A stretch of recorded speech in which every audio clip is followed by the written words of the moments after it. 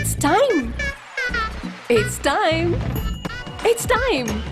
It's time to shop. One and only CMR Shopping Mall. ನಮ್ಮ shopping ನ best destination ರಾಯಚೂರಿನಲ್ಲಿ September 22ರಂದು ವಿಶೇಷ ಆರಂಭ. ಇನ್ಮೇಲೆ ಪ್ರತಿದಿನವೂ ಸೆಲೆಬ್ರೇಷನ್.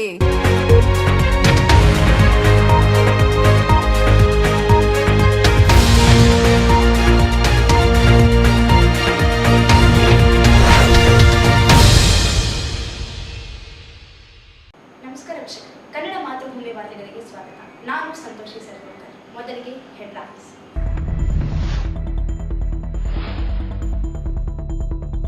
ವಿಶ್ವ ರಕ್ತದಾನಿಗಳ ದಿನಾಚರಣೆ, ಜಾಗೃತಿ ಜಾಥಾಕ್ಕೆ ಚಾಲನೆ, ಸ್ವಯಂ ಪ್ರೇರಿತ ರಕ್ತದಾನಕ್ಕೆ ಮುಂದಾಗಿ ಡಾಕ್ಟರ್ ಗಣೇಶ್.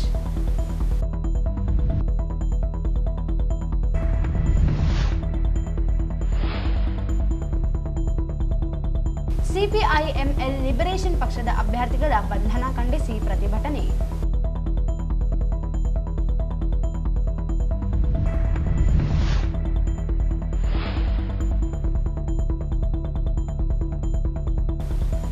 ಕಾಡಸಿದ್ದೇಶ್ವರ ಸ್ವಾಮೀಜಿ ವಿರುದ್ಧ ಕ್ರಮ ಕೈಗೊಳ್ಳುವಂತೆ ಜಾಗತಿಕ ಲಿಂಗಾಯತ ಮಹಾಸಭಾದಿಂದ ಪ್ರತಿಭಟನೆ.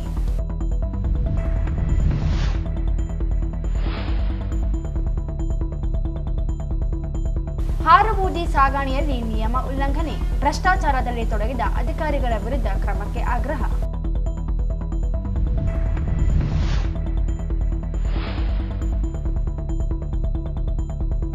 ಕಳಪೆ ಭತ್ತದ ಬೀಜ ವಿತರಣೆ ಮಾಡಿದವರ ವಿರುದ್ಧ ಕ್ರಮಕ್ಕೆ ಜನಸೇವಾ ಫೌಂಡೇಶನ್ ಆಗ್ರಹ.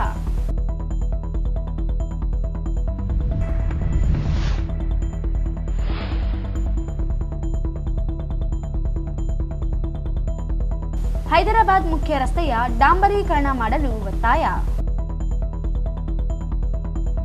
ವಾರ್ತೆಗಳ ವಿವರ. ರಕ್ತದಾನದಿಂದ ಹಲವಾರು ಜೀವಗಳನ್ನು ಉಳಿಸಲು ಸಾಧ್ಯವಿದೆ. ಹೀಗಾಗಿ ರಕ್ತದಾನ ಮಾಡಲು ಜನರು ಸ್ವಯಂ ಪ್ರೇರಿತವಾಗಿ ಮುಂದೆ ಬರಬೇಕೆಂದು ಜಿಲ್ಲೆ ಸರ್ವೇಕ್ಷಣಾ ಅಧಿಕಾರಿ ಹಾಗೂ ಪ್ರಭಾರಿ ಆರೋಗ್ಯ ಮತ್ತು ಕುಟುಂಬ ಕಲ್ಯಾಣ ಇಲಾಖೆಯ ಅಧಿಕಾರಿ ಡಾಕ್ಟರ್ ಗಣೇಶ್ ಕೆ ಕರೆ ನೀಡಿದರು.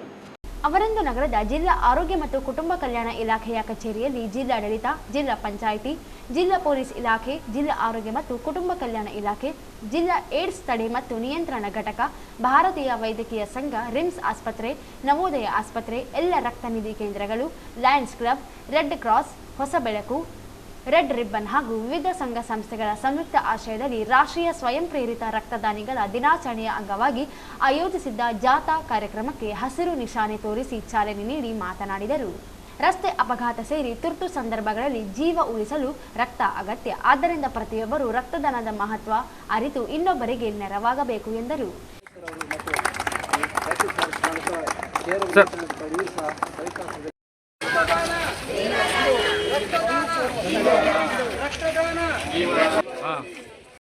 ಎಲ್ಲರಿಗೂ ನಮಸ್ಕಾರ. ಜಿಲ್ಲಾಡಳಿತ, ಜಿಲ್ಲಾ ಪಂಚಾಯತ್ ಮತ್ತು ಜಿಲ್ಲಾ ಆರೋಗ್ಯ ಮತ್ತು ಕುಟುಂಬ ಕಲ್ಯಾಣ ಇಲಾಖೆ, ರಿಮ್ಸ್ ಮತ್ತು SLA ಪ್ಯಾರಾಮೆಡಿಕಲ್ ಕಾಲೇಜ್ ಮತ್ತು ಇತರ ಸಂಘ ಸಂಸ್ಥೆಗಳಿಂದ ಈ ದಿವಸ ಸ್ವಯಂ ಪ್ರೇರಿತ ರಕ್ತದಾನ ಕಾರ್ಯಕ್ರಮದ ಬಗ್ಗೆ ಅವೇರ್ನೆಸ್ ಜಾಥಾವನ್ನು ಮಾಡ್ತಾ ಇದ್ದೀವಿ. ಈ ಜಾಥಾದ ಮುಖ್ಯ ಉದ್ದೇಶ ಜನಸಾಮಾನ್ಯರು ತಾವಾಗೆ ಬಂದು ಬ್ಲಡ್ ಡೊನೇಟ್ ಮಾಡಲಿಕ್ಕೆ ರಿಕ್ವೆಸ್ಟ್ ಮಾಡಿಕೊಡ್ತಾ ಇದ್ದೀವಿ. ಈ ಬ್ಲಡ್ ಡೊನೇಷನ್ ಅನ್ನೋದು ಯಾರಾದರೂ ಮಾಡ್ಬೋದು. ತಮ್ಮೆಲ್ಲರಿಗೂ ಈಗ ಆಲ್ರೆಡಿ ನಮ್ಮ ಶಾಕೀರ್ ಅವರು ಹೇಳಿದಂತೆ ಈ ಬ್ಲಡ್ ಅನ್ನೋದು ಅತ್ಯವಶ್ಯಕವಾದ ಒಂದು ಮೆಡಿಕಲ್ ಇದೆ ಅಂತ ಹೇಳ್ತೀವಿ. ಎಮರ್ಜೆನ್ಸಿಗೆ ಬೇಕಾಗುತ್ತೆ. ಎಸ್ಪೆಷಲಿ ಆಕ್ಸಿಡೆಂಟ್ಸಲ್ಲಿ, ಎಮರ್ಜೆನ್ಸಿ ಸಿಚುವೇಷನ್ಸಲ್ಲಿ ಅಥವಾ ಈ ಡೆಂಗು ಪ್ರಕರಣದಲ್ಲಿ ಇದೆಲ್ಲರೂ ಬೇಕಾಗುತ್ತೆ. ಎಲ್ಲರೂ ಸದೃಢವಾದಂಥವರು ಎಲ್ಲರೂ ನಿಯಮಾನುಸಾರ ಬ್ಲಡ್ ಡೊನೇಟ್ ಮಾಡಲಿಕ್ಕೆ ನಮ್ಮ ಇಲಾಖೆ ಪರವಾಗಿ ಮತ್ತು ನನ್ನ ಪರವಾಗಿ ಜನಸಾಮಾನ್ಯರಲ್ಲಿ ಕೋರ್ತಾ ಇದ್ದೀನಿ. ಇದರ ಬಗ್ಗೆ ಅವೇರ್ನೆಸ್ ಮೂಡಿಸಿ ಅಂತೇಳಿ ತಮ್ಮನ್ನು ಕೇಳ್ಕೊತಾ ಈ 2 ಮಾತುಗಳನ್ನು ಮುಗಿಸ್ತಾ ಇದ್ದೀನಿ. ಇದೇ ವೇಳೆ ಜಿಲ್ಲಾಧ್ಯಕ್ಷ ಮತ್ತು ಏಡ್ಸ್ ತಡೆ ಮತ್ತು ನಿಯಂತ್ರಣ ಅಧಿಕಾರಿಗಳಾದ ಡಾಕ್ಟರ್ MD ಶಾಕೀರ್ ಮೊಯಿನುದ್ದೀನ್ ಮಾತನಾಡಿ, ರಕ್ತದಾನವು ಎಷ್ಟೋ ಜನರಿಗೆ ಜೀವ ನೀಡುವ ಮಹತ್ ಕಾರ್ಯವಾಗಿದೆ. ರಕ್ತವನ್ನು ಯಾವುದೇ ರಾಸಾಯನಿಕ ಅಥವಾ ಸಂಶೋಧನೆಗಳಿಂದ ಕೃತಕವಾಗಿ ತಯಾರಿಸಲು ಸಾಧ್ಯವಿಲ್ಲ. ಅದನ್ನು ದಾನದಿಂದಲೇ ಪಡೆದುಕೊಳ್ಳಬೇಕು. 18 ರಿಂದ 65 ವರ್ಷದೊಳಗಿನ ಆರೋಗ್ಯವಂತ ವ್ಯಕ್ತಿಗಳು ರಕ್ತದಾನಕ್ಕೆ ಮುಂದೆ ಬರಬೇಕು. ದಾನಿ ನೀಡುವ 1 ಯೂನಿಟ್ ರಕ್ತವನ್ನು 4 ಜೀವ ಉಳಿಸಲು ಬಳಸಬಹುದಾಗಿದೆ ಎಂದು ತಿಳಿಸಿದರು. ಅವೇರ್ನೆಸ್ ಕಾರ್ಯಕ್ರಮ ನಾವು ಮಾಡ್ತಾ ಇದ್ದೀವಿ. ಮೇನ್ ಉದ್ದೇಶ ಈ ಜಾಥಾದು ಪ್ರತಿಯೊಂದು ಸಾರ್ವಜನಿಕವರಿಗೆ ರಕ್ತದಾನ ಮಾಡಬೇಕು, ಜೀವ ಉಳಿಸಬೇಕು ಅಂತ ಮೆಸೇಜ್ ಎಲ್ಲರಿಗೆ ಹೋಗಬೇಕು. ಯಾಕಂತಂದರೆ ಪ್ರತಿಯೊಂದು ಆಕ್ಸಿಡೆಂಟ್ ಕೇಸಸ್ನಲ್ಲಿ ಮತ್ತು ಗರ್ಭಿಣಿಯವರಿಗೆ ಡೆಲಿವರಿ ಆಗುವಾಗ ನಮಗೆ ರಕ್ತ ಸಾಕಷ್ಟು ಬೇಕಾಗುತ್ತೆ. ನಮಗೆ ಎಲ್ಲಿನೋ ಈ ರಕ್ತ ತಯಾರಿಸೋಕ್ಕೆ ಆಗಂಗಿಲ್ಲ. ಆಮೇಲೆ ಯಾವುದು ಮೆಡಿಕಲ್ ಸ್ಟೋರ್ನಲ್ಲಿ ಅಥವಾ ಎಲ್ಲಿ ಸಿಗಂಗಿಲ್ಲ. ಅಂದರೆ ಒಬ್ಬರು ದಾನ ಮಾಡಿದ ಮೇಲೇ ನಾವು ಬೇರೆಯವ್ರಿಗೆ ಇನ್ನೊಬ್ಬರಿಗೆ ಜೀವ ಉಳಿಸ್ಬೋದು. ಅಂದರೆ ಒಬ್ಬರು ರಕ್ತದಾನ ಯಾರು ಮಾಡ್ತಾರೋ ಅವರು 3 ಜೀವ ಉಳಿಸ್ಬೋದು. ಈ ಅವೇರ್ನೆಸ್ ಕಾರ್ಯಕ್ರಮ ಪ್ರತಿಯೊಂದು ಸಾರ್ವಜನಿಕವರು ಹೆಲ್ದಿ ಪರ್ಸನ್ ಯಾರು ಅದರ 18 ವರ್ಷ ಮೇಲೆ ಮತ್ತು 45 ವರ್ಷ ಒಳಗಡೆ ಎಲ್ಲ ಸಾರ್ವಜನಿಕವರು ರಕ್ತದಾನ ಮಾಡಬೇಕಂತ ಹೇಳಿ ಈ ಅವೇರ್ನೆಸ್ ಕಾರ್ಯಕ್ರಮ ನಾವು ಮಾಡ್ತಾ ಇದ್ದೀವಿ. ಈ ಸಂದರ್ಭದಲ್ಲಿ ಹಿರಿಯ ಮನೋವೈದ್ಯರಾದ ಡಾಕ್ಟರ್ ಮನೋಹರ್ ಪತ್ತಾರ್ ಸೇರಿದಂತೆ ಜಿಲ್ಲಾ ಹಾಗೂ ತಾಲೂಕು ಕಾರ್ಯಕ್ರಮ ಅನುಷ್ಠಾನ ಅಧಿಕಾರಿಗಳು, ಆಶಾ ಕಾರ್ಯಕರ್ತೆಯರು, ವಿದ್ಯಾರ್ಥಿಗಳು ಇದ್ದರು.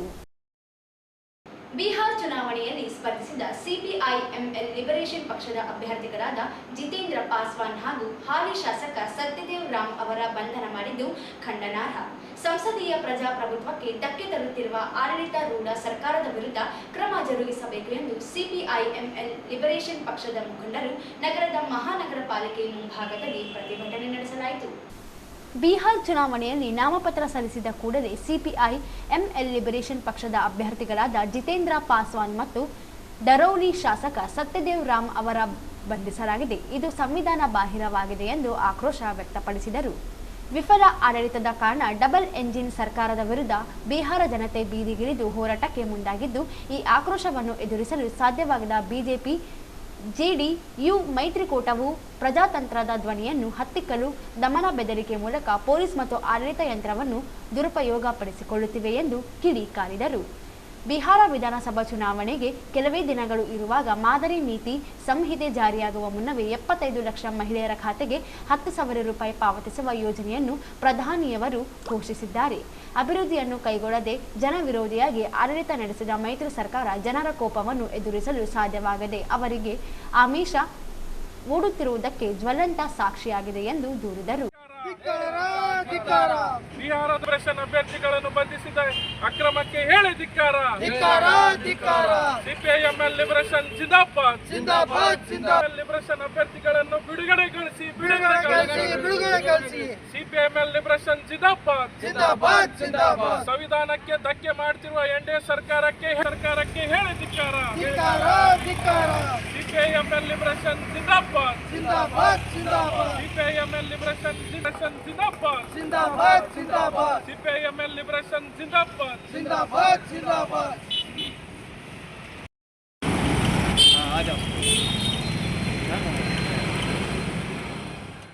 ಕರ್ನಾಟಕ ಸೇರಿದಂತೆ ಇನ್ನಿತರೆ ರಾಜ್ಯಗಳಲ್ಲಿ ಮತಗಳ್ಳತನದ ವಿರುದ್ಧ ಪ್ರತಿಪಕ್ಷಗಳು ಆರೋಪಿಸಿದ್ದು, ಈ ಬಗ್ಗೆ ಸ್ಪಷ್ಟನೆ ನೀಡದೆ ಜಾರಿಗೊಳ್ಳುವುದು ಮೂಲಕ ಬಿಜೆಪಿ ಈಗ ಮಾತುಗಳನ್ನು ಖರೀದಿಸಲು ಹೊರಟಿರುವುದು ನಾಚಿಕೆಗೇಡಿತನದ ಪರಮಾವಧಿಯಾಗಿದೆ ಎಂದು ಹೇಳಿದರು. ಈ ಕೂಡಲೇ ಸಿಪಿಐ-ಎಂಎಲ್ ಲಿಬರೇಷನ್ ಪಕ್ಷದ ಅಭ್ಯರ್ಥಿಗಳ ಮೇಲೆ ಬಿಹಾರದಲ್ಲಿ ನಡೆಯುತ್ತಿರುವ ದೌರ್ಜನ್ಯವನ್ನು ತಡೆಯಬೇಕು ಮತ್ತು ಪ್ರತಿಪಕ್ಷಗಳ ಮೇಲೆ ದಾಳಿ ನಡೆಸುವ ಆಡಳಿತಾರೂಢ ಮೈತ್ರಿ ಸರ್ಕಾರದ ವಿರುದ್ಧ ಕ್ರಮ ಜರುಗಿಸಬೇಕು ಎಂದು ಆಗ್ರಹಿಸಿದರು.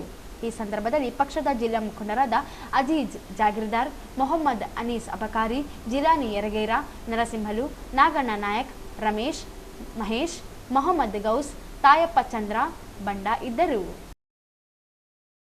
ಮಹಾರಾಷ್ಟ್ರದ ಕೋಲ್ಹಾಪುರ ಜಿಲ್ಲೆಯ ಶ್ರೀ ಅದೃಶ್ಯ ಕಾಲಸಿದ್ದೇಶ್ವರ ಸ್ವಾಮೀಜಿಯವರು ಬಸವ ತತ್ವವನ್ನು ಅವಹೇಳನ ಮಾಡುವ ರೀತಿಯಲ್ಲಿ ಮಾತನಾಡಿರುವ ಹಿನ್ನೆಲೆಯಲ್ಲಿ ಅವರ ವಿರುದ್ಧ ಕಾನೂನು ಕ್ರಮ ಕೈಗೊಳ್ಳಬೇಕೆಂದು ನಗರದ ಜಿಲ್ಲಾಡಳಿತ ಭವನದ ಎದುರು ಜಾಗತಿಕ ಲಿಂಗಾಯತ ಮಹಾಸಭಾ ತಾಲೂಕು ಘಟಕದಿಂದ ಪ್ರತಿಭಟನೆ ನಡೆಸಲಾಯಿತು.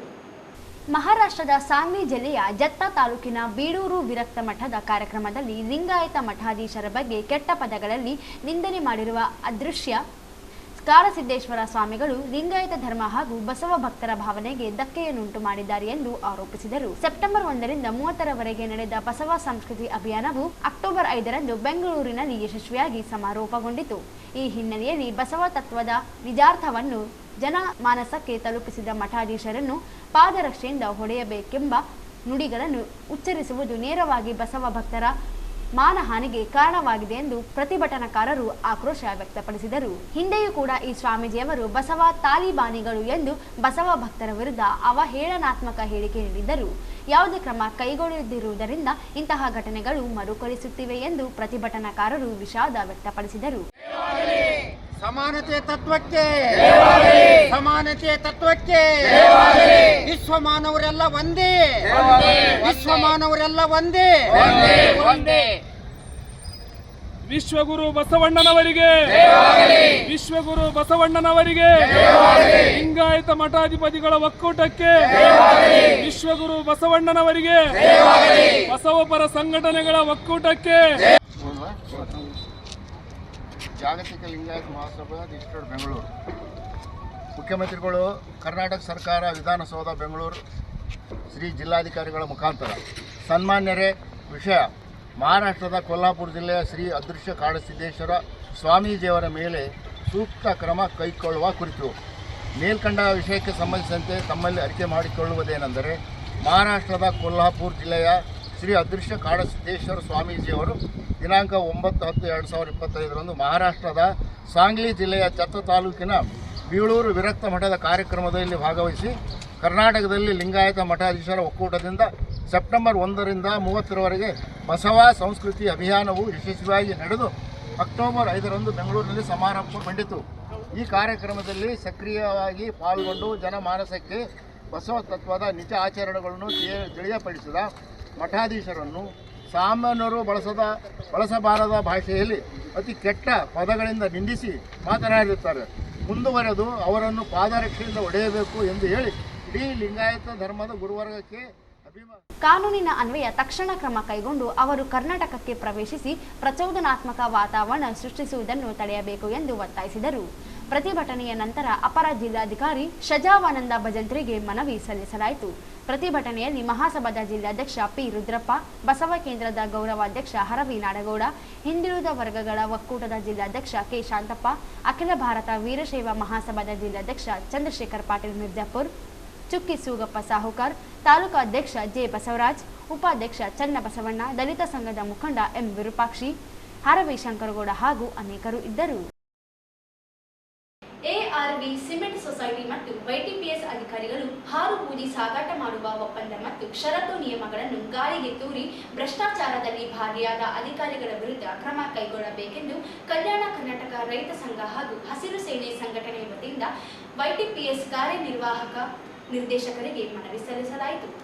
ಎಆರ್ವಿ ಸಿಮೆಂಟ್ ಸೊಸೈಟಿ ಇವರು ಹಾರು ಬೂದಿ ತೆಗೆದುಕೊಂಡು ಹೋಗಲು ಈ ಮುಂಚೆ ಮಾಡಿಕೊಂಡಿರುವ ಒಪ್ಪಂದವನ್ನು ಮುಂದುವರಿಸಲು ನವೀಕರಣ ಮಾಡುವುದನ್ನು ರದ್ದುಪಡಿಸುವ ಬಗ್ಗೆ ದೂರು ಸಲ್ಲಿಸಲಾಗಿದ್ದು, ಈ ಕಂಪನಿಯಲ್ಲಿ ಹಾರು ಬೂದಿಯನ್ನು ತೆಗೆದುಕೊಂಡು ಹೋಗಲು ಕೆಲವು ಷರತ್ತು ನಿಯಮ ಮಾಡಿಕೊಂಡಿದ್ದು, ಹಾರು ಬೂದಿಯನ್ನು ರೈಲ್ವೆ ವ್ಯಾಗನ್ಗಳ ಮುಖಾಂತರ ಸಾಗಾಟ ಮಾಡಬೇಕು ಎಂದು ಇದೆ. ಆದರೆ ನಿಯಮ ಉಲ್ಲಂಘಿಸಿ ಭಾರೀ ವಾಹನಗಳಿಂದ ಅಕ್ರಮ ಸಾಗಾಟ ಮುಂದುವರೆದಿದೆ. ಭ್ರಷ್ಟಾಚಾರದಲ್ಲಿ ಎಆರ್ವಿ ಸಿಮೆಂಟ್ ಸೊಸೈಟಿ ಮತ್ತು ವೈಟಿಪಿಎಸ್ ಪ್ರಮುಖ ಅಧಿಕಾರಿಗಳು ಭಾಗಿಯಾಗಿರುವುದು ಮೇಲ್ನೋಟಕ್ಕೆ ಕಂಡುಬಂದಿದೆ. ಯಾವುದೇ ಕ್ರಮವನ್ನು ಕೈಗೊಳ್ಳದೆ ಯಥಾವತ್ತಾಗಿ ಹಾರುಬೂದಿ ಸಾಗಾಟವನ್ನು ಭಾರೀ ಬಲ್ಕರ್ಗಳ ಮೂಲಕ ಅಕ್ರಮವಾಗಿ ಸಾಗಾಟ ಮಾಡುತ್ತಿದ್ದಾರೆ ಎಂದು ದೂರಿದರು. ಈ ಕೂಡಲೇ ಕ್ರಮ ವಹಿಸಬೇಕು. ಭ್ರಷ್ಟಾಚಾರದಲ್ಲಿ ತೊಡಗಿದ ಅಧಿಕಾರಿಗಳ ವಿರುದ್ಧ ಕ್ರಮ ವಹಿಸಬೇಕು. ರೈಲ್ವೆ ವ್ಯಾಗನರ್ ಮೂಲಕ ಸಾಗಣೆ ಮಾಡಬೇಕು ಎಂದು ಒತ್ತಾಯಿಸಿದರು. ಈ ಸಂದರ್ಭದಲ್ಲಿ ಕಲ್ಯಾಣ ಕರ್ನಾಟಕ ರೈತ ಸಂಘ ಹಾಗೂ ಹಸಿರು ಸೇನೆ ರಾಜ್ಯಾಧ್ಯಕ್ಷ ಜಿಂದಪ್ಪ, ಜಿಲ್ಲಾಧ್ಯಕ್ಷ ಕೆ ರಂಗನಾಥ್, ರಾಜ್ಯ ಉಪಾಧ್ಯಕ್ಷ ಭೀಮಣ್ಣ ವಡ್ಲೂರ್, ದಲಿತ ಸೇನೆ ತಾಲೂಕು ಅಧ್ಯಕ್ಷ ಆಂಜನೇಯ ಚಿಕ್ಕಸಗೂರ್, ಗ್ರಾಮ ಘಟಕ ಅಧ್ಯಕ್ಷ ಭೀಮರಾಯ ಇದ್ದರು. ತಾಲೂಕಿನ ಹೈದರಾಬಾದ್ ಮುಖ್ಯ ರಸ್ತೆಯ ಎಸ್ಪಿ ಆಫೀಸ್ನಿಂದ ಶಕ್ತಿನಗರದ ಕೃಷ್ಣ ನದಿಯ ಬ್ರಿಡ್ಜ್ನವರೆಗೆ ಸಂಪೂರ್ಣ ಡಾಂಬರೀಕರಣ ಮಾಡುವುದು ಹಾಗೂ ಸ್ಪೀಡ್ ಬ್ರೇಕರ್ಗಳಿಗೆ ಬಿಳಿ ಬಣ್ಣ ಮತ್ತು ರೇಡಿಯಂ ಹಚ್ಚುವಂತೆ ದಲಿತ ಸೇನೆ ಜಿಲ್ಲಾ ಸಮಿತಿ ರಾಯಚೂರು ವತಿಯಿಂದ ಜಿಲ್ಲಾಧಿಕಾರಿಗಳಿಗೆ ಮನವಿ ಸಲ್ಲಿಸಿ ಒತ್ತಾಯಿಸಿದರು. ನಗರದ ಹೈದರಾಬಾದ್ ಮುಖ್ಯ ರಸ್ತೆಯ ಎಸ್ಪಿ ಆಫೀಸ್ನಿಂದ ಶಕ್ತಿನಗರದ ಕೃಷ್ಣ ನದಿಯ ಬ್ರಿಡ್ಜ್ನವರೆಗೆ ರಸ್ತೆಯು ಸಂಪೂರ್ಣ ಹಾಳಾಗಿದ್ದು ವಾಹನ ಸವಾರರಿಗೆ ತುಂಬಾ ತೊಂದರೆಯಾಗುತ್ತಿದೆ. ಈ ರಸ್ತೆಯು ಹೈದರಾಬಾದ್ ಮಹಾನಗರ ಹಾಗೂ ಕಲಬುರಗಿ, ಯಾದಗಿರಿ ಜಿಲ್ಲೆಗಳ ಸಂಪರ್ಕ ರಸ್ತೆಯಾಗಿರುವುದರಿಂದ ದಿನನಿತ್ಯ ಸಂಚಾರ ದಟ್ಟಣೆ ತುಂಬಾ ಇರುತ್ತದೆ. ಆದ್ದರಿಂದ ಈ ರಸ್ತೆಯಲ್ಲಿ ದಿನನಿತ್ಯ ರಸ್ತೆ ಅಪಘಾತಗಳು ಸಂಭವಿಸುತ್ತಿವೆ. ಅಲ್ಲದೆ ಈ ರಸ್ತೆಯಲ್ಲಿ ಹಾಕಿರುವ ಸ್ಪೀಡ್ ಬ್ರೇಕರ್ಸ್ಗಳಿಗೆ ಯಾವುದೇ ರೀತಿಯ ಬಿಳಿ ಬಣ್ಣ ಮತ್ತು ರೇಡಿಯಂಗಳು ಹಚ್ಚದೇ ಇರುವುದರಿಂದ ರಾತ್ರಿಯಲ್ಲಿ ಸಂಚರಿಸುವ ವಾಹನಗಳ ಸವಾರರಿಗೆ ತುಂಬಾ ಸಮಸ್ಯೆಯಾಗುತ್ತಿದ್ದು, ಇದು ಅಪಘಾತಗಳು ಸಂಭವಿಸಲು ಮುಖ್ಯ ಕಾರಣವಾಗಿರುತ್ತದೆ. ಹಾಗೂ ರಸ್ತೆಯ ಎರಡು ಬದಿಯಲ್ಲಿ ಗಿಡ ಗಂಟೆಗಳು ಬೆಳೆದಿರುವುದರಿಂದ ರಸ್ತೆಯು ತುಂಬಾ ಚಿಕ್ಕದಾಗಿ ಗೋಚರಿಸುತ್ತದೆ. ಈ ವಿಷಯವನ್ನು ಗಂಭೀರವಾಗಿ ಪರಿಗಣಿಸಿ ಈ ಕೂಡಲೇ ಸಂಬಂಧಪಟ್ಟ ಇಲಾಖೆಗೆ ರಸ್ತೆ ಡಾಂಬರೀಕರಣ ಮಾಡಲು ಹಾಗೂ ಸ್ಪೀಡ್ ಬ್ರೇಕರ್ಸ್ಗಳಿಗೆ ಬಿಳಿ ಬಣ್ಣ ರೇಡಿಯಂ ಹಚ್ಚುವ ಮತ್ತು ಗಿಡಗಂಟೆಗಳನ್ನು ತೆರವುಗೊಳಿಸಲು ಸೂಕ್ತ ನಿರ್ದೇಶನ ನೀಡಬೇಕೆಂದು ಆಗ್ರಹಿಸಿದರು. ಒಂದು ವೇಳೆ ಕಡೆಗಣಿಸಿದ್ದಲ್ಲಿ ಹೈದರಾಬಾದ್ ಮುಖ್ಯ ರಸ್ತೆಯಲ್ಲಿ ಉಗ್ರ ಹೋರಾಟ ಮಾಡಬೇಕಾಗುತ್ತದೆ ಎಂದು ಎಚ್ಚರಿಸಿದರು. ಈ ಸಂದರ್ಭದಲ್ಲಿ ಜಿಲ್ಲಾಧ್ಯಕ್ಷರು ಮಾರುತಿ ಚಿಕ್ಕಸುಗೂರ್, ಕೃಷ್ಣ ಬಾಬುರಾವ್, ಸುರೇಶ್ ಬಾಬು, ಮಂಜುನಾಥ್ ಸೇರಿದಂತೆ ಅನೇಕರು ಇದ್ದರು. ಕಳಪೆ ಭತ್ತದ ಬೀಜ ರೈತರಿಗೆ ವಿತರಣೆ ಮಾಡಿದ್ದು, ಇದೀಗ ಭತ್ತದ ಬೆಳೆಯು ತೆನೆ ಕಟ್ಟದೇ ಇರುವುದು ರೈತರು ನಷ್ಟ ಅನುಭವಿಸುವಂತಾಗಿದೆ. ಕಳಪೆ ಬೀಜ ವಿತರಣೆ ಮಾಡಿದ ತಪ್ಪಿತಸ್ಥರ ವಿರುದ್ಧ ಕ್ರಮ ಕೈಗೊಳ್ಳಬೇಕು ಮತ್ತು ನಷ್ಟ ಪರಿಹಾರ ನೀಡಬೇಕು ಎಂದು ಜನಸೇವಾ ಫೌಂಡೇಶನ್ ವತಿಯಿಂದ ಮಾನವಿ ತಾಲೂಕು ತಹಶೀಲ್ದಾರಿಗೆ ಮನವಿ ಸಲ್ಲಿಸಲಾಯಿತು. ಮಾನವಿ ತಾಲೂಕಿನಲ್ಲಿ ಕಳಪೆ ಭತ್ತದ ಬೀಜಗಳನ್ನು ಮಾರಾಟ ಮಾಡಲಾಗಿದೆ. ಇದೀಗ ಭತ್ತದ ಬೆಳೆಯು ಬೆಳೆದಿದ್ದು ತೆನೆ ಕಟ್ಟದೇ ಇರುವುದರಿಂದ ರೈತರು ಸಂಕಷ್ಟಕ್ಕೆ ಸಿಲುಕಿದ್ದಾರೆ. ಇದೀಗ ಕೃಷಿ ಇಲಾಖೆಯ ಸಹಾಯಕ ನಿರ್ದೇಶಕ ಗುರುನಾಥ್ ಮತ್ತು ಎಒ ಅಮರೇಶ್ ಅವರು ಭತ್ತದ ಬೆಳೆಯ ತೆನೆ ಕಟ್ಟದೇ ಇರುವ ವಿವಿಧ ಪ್ರದೇಶಗಳಿಗೆ ಭೇಟಿ ನೀಡಿ ಪರಿಶೀಲನೆ ನಡೆಸಿದ್ದಾರೆ. ನಕಲಿ ಬೀಜಗಳಿಂದ ಹಾನಿಗೊಂಡ ರೈತರ ಹೊಲಗಳನ್ನು ಪರಿಶೀಲಿಸಿದ್ದು, ಬೀಜಗಳ ಗುಣಮಟ್ಟ ಕುರಿತು ಕೃಷಿ ವಿಜ್ಞಾನಿಗಳಿಗೆ ಮಾದರಿ ಕಲ್ಪಿಸಲಾಗುತ್ತದೆ. ವರದಿ ಆಧಾರದ ಮೇಲೆ ಕ್ರಮ ಕೈಗೊಳ್ಳಲಾಗುವುದು ಅಧಿಕಾರಿಗಳು ತಿಳಿಸಿದ್ದಾರೆ. ರೈತರಿಗೆ ನಷ್ಟ ಉಂಟು ಮಾಡಿದ ಬೀಜ ಪೂರೈಕೆದಾರರ ವಿರುದ್ಧ ಕಠಿಣ ಕ್ರಮ ಕೈಗೊಳ್ಳಬೇಕು. ಸುಮಾರು 2,000 ಎಕರೆ ನೀರಾವರಿ ಭತ್ತದ ಹೊಲಗಳಿಗೆ ಈ ಕಳಪೆ ಬೀಜ ವಿತರಣೆ ಆಗಿದ್ದು, ಈ ರೈತ ಕುಟುಂಬಗಳಿಗೆ ತಕ್ಷಣ ಪರಿಹಾರ ನೀಡಬೇಕು ಎಂದು ಜನಸೇವಾ ಫೌಂಡೇಶನ್ ತಾಲೂಕು ಅಧ್ಯಕ್ಷ ತಾಜುದ್ದೀನ್ ಚೀಕಲಪರ್ವಿ ಆಗ್ರಹಿಸಿದರು. ಈ ಸಂದರ್ಭದಲ್ಲಿ ರೈತರು, ಜನಸೇವಾ ಫೌಂಡೇಶನ್ ಸದಸ್ಯರು ಇದ್ದರು. ಕೊನೆಯಲ್ಲಿ ಮತ್ತೊಮ್ಮೆ ಹೆಡ್ಲೈನ್ಸ್.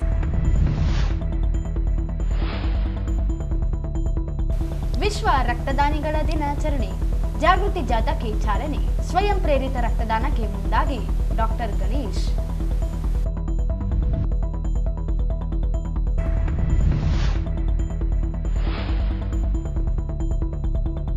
ಸಿಪಿಐಎಂಎಲ್ ಲಿಬರೇಷನ್ ಪಕ್ಷದ ಅಭ್ಯರ್ಥಿಗಳ ಬಂಧನ ಖಂಡಿಸಿ ಪ್ರತಿಭಟನೆ.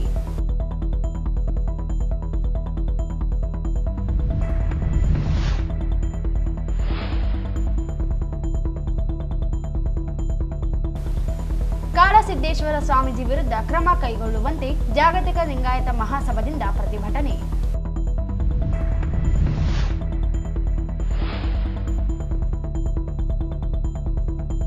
ಹಾರುಬೂದಿ ಸಾಗಾಣೆಯಲ್ಲಿ ನಿಯಮ ಉಲ್ಲಂಘನೆ, ಭ್ರಷ್ಟಾಚಾರದಲ್ಲಿ ತೊಡಗಿದ ಅಧಿಕಾರಿಗಳ ವಿರುದ್ಧ ಕ್ರಮಕ್ಕೆ ಆಗ್ರಹ.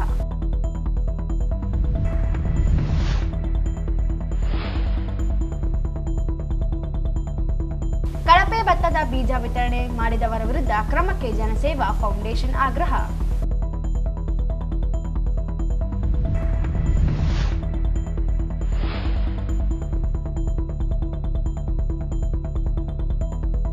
ಹೈದರಾಬಾದ್ ಮುಖ್ಯ ರಸ್ತೆಯ ಡಾಂಬರೀಕರಣ ಮಾಡಲು ಒತ್ತಾಯ. ಇಲ್ಲಿಗೆ ವಾರ್ತೆಗಳ ಪ್ರಸಾರ ಮುಕ್ತಾಯವಾಯಿತು. ಮುಂದಿನ ವಾರ್ತೆಗಳೊಂದಿಗೆ ಮತ್ತೆ ಭೇಟಿಯಾಗೋಣ. ವಂದನೆಗಳು.